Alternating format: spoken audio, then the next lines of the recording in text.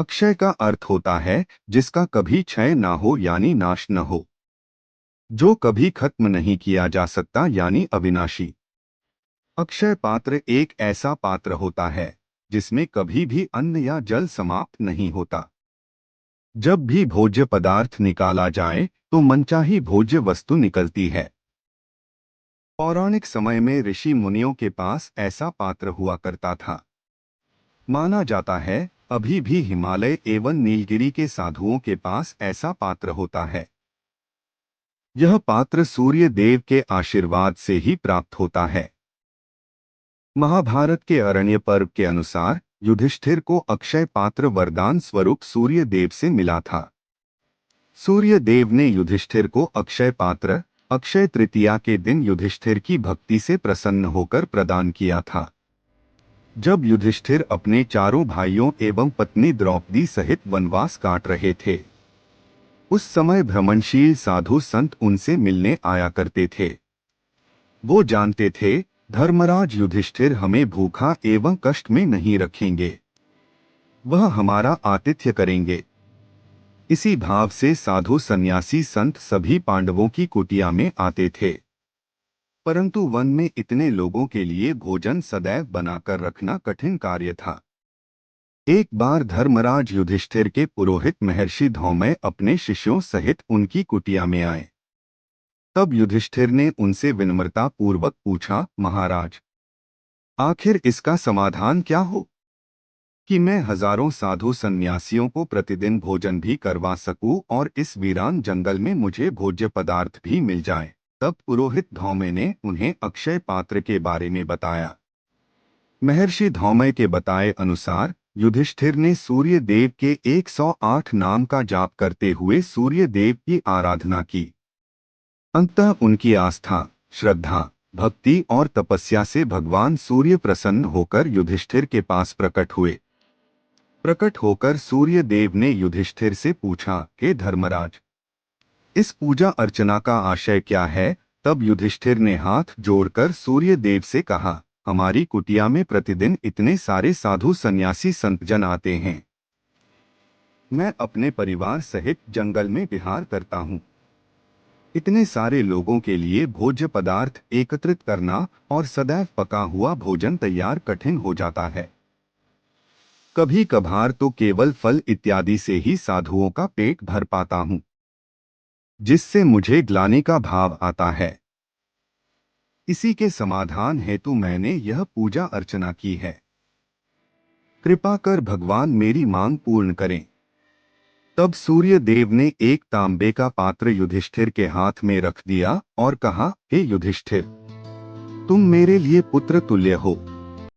मैं तुम्हारी कामना पूर्ण करता हूँ। यह अक्षय पात्र है। 12 वर्ष तक मैं तुम्हें इसी पात्र से अन्न दान करूंगा। तुम्हारे पास अन्न, फल, शाक आदि 4 प्रकार की भोजन सामग्रियां तब तक अक्षय रहेगी जब तक द्रौपदी भोजन प्राप्त नहीं करेगी। इस अक्षय पत्र से सामग्रियां तब तक ही अक्षय रहेगी जब तक द्रौपदी परोसती रहेगी। इस अक्षय पत्र को पकड़ युधिष्ठिर बड़े ही प्रसन्न हुए। हाथ जोड़कर सूर्य देव को प्रणाम कर धन्यवाद किया। जब पांडव वनवास में थे तो एक बार दुर्योधन ने दुर्वासा ऋषि और उनके शिष्यों का बहुत आदर सम्मान किया। दुर्योधन के आदर सत्कार से प्रसन्न होकर दुर्वासा ऋषि ने उसे वर मांगने के लिए कहा।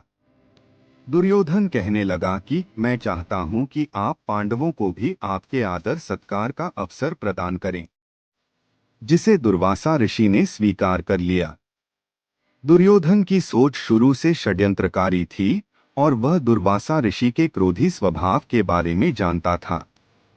उसने सोचा कि वन में पांडव उनका उचित सम्मान नहीं कर पाएंगे और वह दुर्वासा ऋषि के क्रोध का शिकार हो जाएंगे और दुर्वासा ऋषि उन्हें कोई श्राप दे देंगे। दुर्वासा ऋषि वन में अपने शिष्यों सहित पांडवों के निवास पर पहुंचे। पांडवों ने उनका आदर सत्कार किया और उन्हें भोजन का निमंत्रण दिया। दुर्वासा ऋषि ने निमंत्रण स्वीकार कर लिया। वह कहने लगे कि तुम भोजन तैयार करो, मैं शिष्यों सहित नदी पर स्नान करके आता हूँ। इतना कहकर दुर्वासा ऋषि नदी पर स्नान करने चले गए। पांडवों के लिए इतने साधुओं की भोजन कराना चिंता का विषय बन गया, क्योंकि द्रौपदी ने अक्षय पात्र में से भोजन कर लिया था, इसलिए उससे भोजन प्राप्त नहीं किया जा सकता था। द्रौपदी ने दीनों की लाज रखने वाले भगवान श्री कृष्ण का स्मरण किया कि केशव, जैसे पहले आपने मेरी लाज रखी थी, वैसे मेरी लाज रखना। द्रौपदी की पुकार पर श्री कृष्ण तुरंत वहां पहुंच गए और उन्होंने द्रौपदी से भोजन मांगा। द्रौपदी कहने लगी कि माधव, क्यों मेरा उपहार उड़ा रहे हो? श्री कृष्ण कहने लगे कि तुम्हारे पास तो अक्षय पात्र हैं। द्रौपदी बोली कि माधव, एक दुविधा है कि मैंने उस अक्षय पात्र से भोजन कर लिया है, इसलिए अब उससे भोजन नहीं मिल सकता।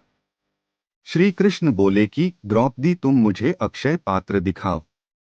जब द्रौपदी ने श्री कृष्ण को अक्षय पात्र दिया तो उस अक्षय पात्र में उनका एक अन्न का दाना चिपका था। जैसे ही श्री कृष्ण ने उसे खाया, उनमें संतुष्टि के भाव आ गया कि जैसे कि एक दाने ने उनका पेट भर गया है। श्री कृष्ण तो स्वयं जगन्नाथ थे, इसलिए मानो समस्त सृष्टि का पेट भर गया हो। दुर्वासा ऋषि और उनके शिष्यों को भी ऐसा आभास हुआ, उनका पेट बहुत ज्यादा भर गया है। वह साधुओं सहित वहां से ही चले गए और पांडवों के निवास पर नहीं गए। दोस्तों, यदि आपको हमारी कथा पसंद आई हो तो हमारे चैनल को लाइक व सब्सक्राइब करें।